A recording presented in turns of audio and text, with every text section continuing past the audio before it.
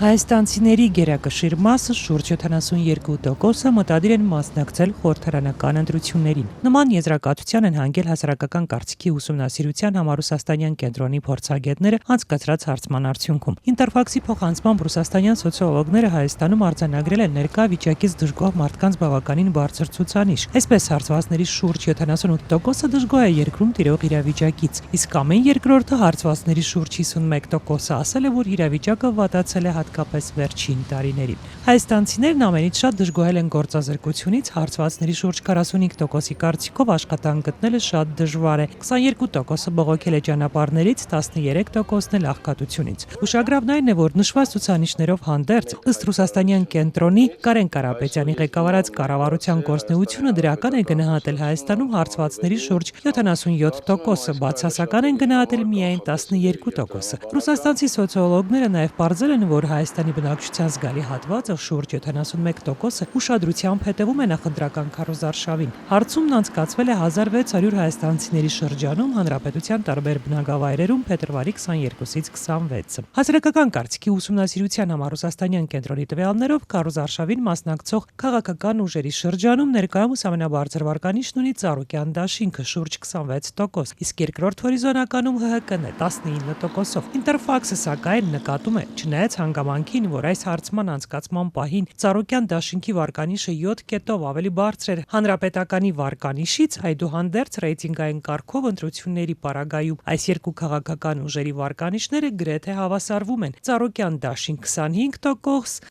հանրապետական կուսակցություն 23%։ Նույն ուսումնասիրության արդյունքներով դաշինքների համար սահմանված 7%-անոց, իսկ կուսակցությունների համար 5%-անոց շեմը հաղթահարելու շանս ունի ևս երկու ուժ՝ Ելք դաշինքն ու Հայկական վերածնունդ կուսակցությունը։ Նկատենք, որ այս արդյունքները գրեթե համընկել են Gallup International-ի հայաստանյան կազմակերպության ներկայացրած մեկ այլ հարցման արդյունքների հետ։ Մասնավորապես վերջինի անցկացրած հարցման արդյունքներով ևս առաջին հորիզոնականում Ծառուկյան դաշինքն էր 26.4%-ով, երկրորդում հանրապետականը 22.8%-ով, մյուս կուսակցություններից էլ ամենից մեծ վարկանիշն ուներ Ելքը 3.9%-ով։ Նկատենք, որ Gallup International կազմակերպությունը որևէ կապ չունի հանրահայտ ամերիկյան Gallup-ի հետ։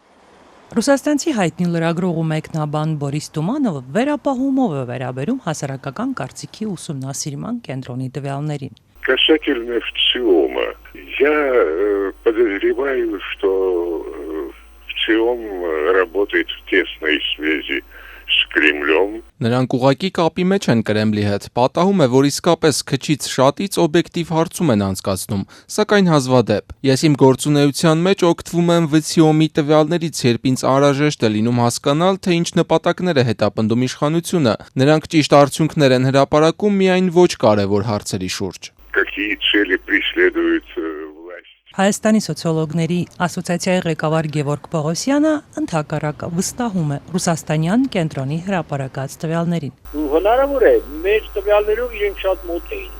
այսինքն երկուսն էլ մոտավորապես 28, 26, 35 հասնող բանն էին, վարկանիշն էին, երկու կուսակցությունների ես։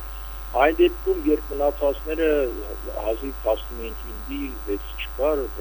Այսինքն դուք վստահում եք այս արդյունքներին։ Ես